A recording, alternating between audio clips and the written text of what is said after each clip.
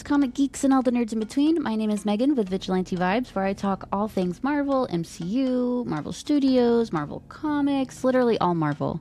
And today I have another character breakdown that I want to discuss. He is a mutant. You would think he's much more popular than he is, and I think at one point he was, but I do think he's very underrated. Who am I talking about? Colossus. Who is Colossus? He first appeared in Giant X-Men #1 in 1975 and was created by Len Wein and Dave Cockrum. Piotr Rasputin, that you know as Colossus, was born on a Soviet-collected farm in Serbia. He grew up surrounded by family, his older brother Mikhail, a celebrated cosmonaut, his little sister Ilyana, whom he adored, and I think we all know, unless we don't.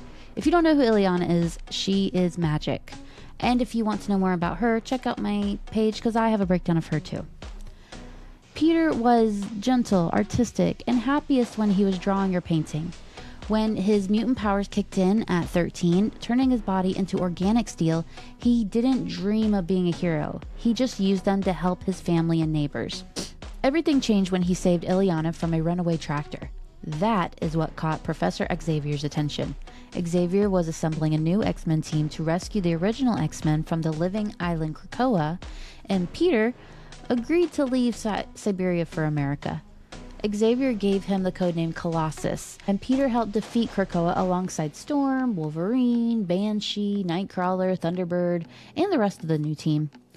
When the dust settled, the original X-Men mostly left, and Peter stayed behind in the U.S., training in the Danger Room and learning how to fight as part of a team.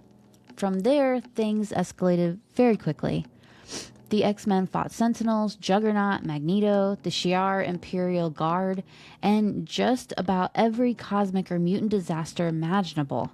Somewhere in the middle of all that chaos, Peter learned what it meant to live among humans. Awkward apartment parties, strange misunderstandings, and the occasional accidental space adventure, normal human things.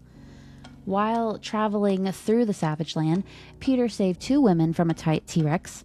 One thing led to another, and without realizing it at the time, he unknowingly fathered a son. That revelation wouldn't fully come back until much, much later. During a battle with the Hellfire Club, Peter met Kitty Pryde. He quickly bonded with Wolverine and Nightcrawler, and Storm became like a big sister to him, calling him little brother. Kitty stood out. They were both shy, awkward, and emotionally sincere, and they gravitated toward each other almost immediately. Family remained Peter's anchor, which made things worse when villains targeted it. Arcade kidnapped Ilyana, brainwashed Peter into becoming the proletarian, and forced him to fight the X-Men. Once freed, Ilyana came to live with Peter at Xavier's school. Soon after, she was abducted again, this time by the demon Belasco, and trapped in limbo. Time worked differently there, so while only days passed on Earth, Ilyana spent years in hell, and returned as a teenager with dark magic powers. Peter never stopped blaming himself, but it's okay, because she came out really cool. Really cool. Colossus struggled with violence despite being built for it. When he fought Proteus, he nearly killed him to save Myra McTaggart, and it haunted him. The inner conflict followed him for years. Peter and Kitty grew closer after surviving brood attacks and cosmic disasters, eventually becoming a couple. During the Secret Wars, though, Peter fell for someone else, the healer Zaji, and realized his feelings for Kitty weren't as clear as he thought. He broke things off, deeply hurting both of them. Things spiraled. Peter drank, fought Juggernaut in a bar, learned Ilyana had become the sorceress magic, and barely survived reality-ending threats like Kulan Goth. Mojo de-aged the X-Men. Then came the Morlock Massacre, where Peter snapped and killed Riptide in rage, something that shook him to his core. The injuries left him temporarily paralyzed, and he retreated to Muir Island to recover, painting as therapy, of course. Eventually, prophecy and disaster dragged him back. In Dallas, the X-Men sacrificed themselves to stop the adversary, only to be resurrected by the cosmic guardian Roma. The world thought they were dead, so the team went underground and later resurfaced in Australia. There, Peter faced another nightmare, limbo again. He saw Illyana transformed into the demonic Dark Child. When Inferno erupted and demons flooded Earth, Illyana sacrificed herself to stop it, seemingly dying in Peter's arms, before reverting to her true form. He saved her again, but every rescue cost them something. After crossing the Siege Perilous, Peter lost his memories and became a famous artist named Peter Nicholas, living in New York and falling in love with Callisto. Eventually, his memories returned, and with them, the weight of everything he'd lost. Illyana was later kidnapped by the Russian government, infected with the legacy virus, and eventually died from it. With his family gone and his body damaged, Peter joined Magneto's acolytes, hoping to find meaning, but even there, he could not belong. He left to find Kitty, only to discover she'd moved on with Pete Wisdom. Heartbroken and angry, Peter attacked Wisdom, then accepted the truth and joined Excalibur. See, all of that is just so unhinged, because it's like, you dumped her because you found someone else. But you know what? I could go on forever about the scandalous parts of the X-Men. When Beast discovered a possible cure for the legacy virus, one that required a mutant to die activating it, Peter did not hesitate. He was hyped. He sacrificed his life to save mutant kind. Kitty scattered his ashes back at home in Russia. Except, it's comics, people, so he wasn't really dead. An alien named Ord had stolen Peter's body, resurrected him, and imprisoned him for years. When Kitty discovered he was alive, they reunited and picked up right back where they left off. Cautiously, painfully, but honestly. From there, Peter's life became a cycle of tragedy and survival. Family conspiracies involving Rasputin bloodlines, prophecies on Breakworld that led Kitty to being fused to a plant-killing bullet, battles with the Hulk, and the destruction of the X-Mansion, and just so many other endless reinventions in the X-Men world. So it just kept going for the poor guy.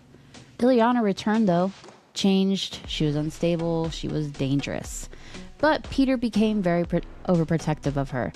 When the serpent threatened Earth, Peter sacrificed himself again, this time by becoming the Juggernaut, and taking Sidorak's curse to save his sister. The power nearly destroyed him though. Which, he just keeps sacrificing himself. I don't think he minded that much. Then came the Phoenix Five. Peter briefly helped reshape the world, feeding the hungry, ending wars, before it all collapsed. His relationship with Kitty finally broke for good when he admitted that he wasn't safe to be around anyone. Magic ultimately betrayed him in the cruelest way imaginable by deliberately manipulating him into damnation to prove she wasn't worthy of his love. When she finally freed him, Peter swore to kill her if they ever met again. So the tides have changed. Broken, he vanished, hiding, painting, grieving, until Cable dragged him back into conflict. And that didn't end well either, so... Eventually, Peter returned to the X-Men, survived reality rewrites, apocalypse, that's a big one, mutant plagues, and global wars. He nearly married Kitty until she walked away at the altar, realizing love was not enough to fix decades of trauma. And we stan a strong queen. On Krakoa, Peter tried to live quietly, farming and painting in the Savage Land. He even found love again, until his brother Mikhail enslaved his mind and turned him into a traitor, forcing him to murder the woman he loved. After years under mind control, Peter finally broke free, killed Mikhail, which is his brother, and helped save X-Force. Exhausted and done with symbols, he eventually abandoned the Colossus name altogether. After the fall of Krakoa, Peter reinvented himself one last time, operating secretly as Tank, hiding his identity and sealing the reality fractures, and fighting not as a symbol, but as a man who had lost too much to ever be naive again. So, through it all, War, gods, demons, love, death, rebirth. Piotr Rasputin remained the same at his core, a gentle artist who never wanted to hurt anyone. He was trapped in a world that constantly demanded he do exactly that, though. So that is Piotr Rasputin. That is Colossus. If you're not familiar with him, you're probably more familiar with him in the movies, like the Deadpool movies and all that. And you don't realize his life is actually really, really tragic, really devastating. But he still stays the kind, gentle-souled artist he is through and through. So I think he as a character is underrated, but I think his story and his personality is much more overrated than who he is, than his name, if that makes sense. It probably doesn't make sense. I'm really tired. I'm like really tired, so sorry. But as usual, I have comics for you to check out so you can get to know Colossus even better. We will start with Uncanny X-Men numbers 94 to 251. He is all in there. It is a lot of reading, but it is a lot of good reading. The Muir Island Saga, Uncanny X-Men number 301 to 302. Fatal Attractions, Age of Apocalypse, Generation Next, Omega. Uncanny X-Men number 390. Astonishing X-Men number 1 through 24. And Uncanny X-Men 535 through 544. So that is all I have for you today. That is all I have about Colossus. I hope you enjoyed all I had to say, because I said a lot. I'm very sorry for that. So with that being said, be sure to like and subscribe so you don't miss anything else I put out. And have a marvelous day.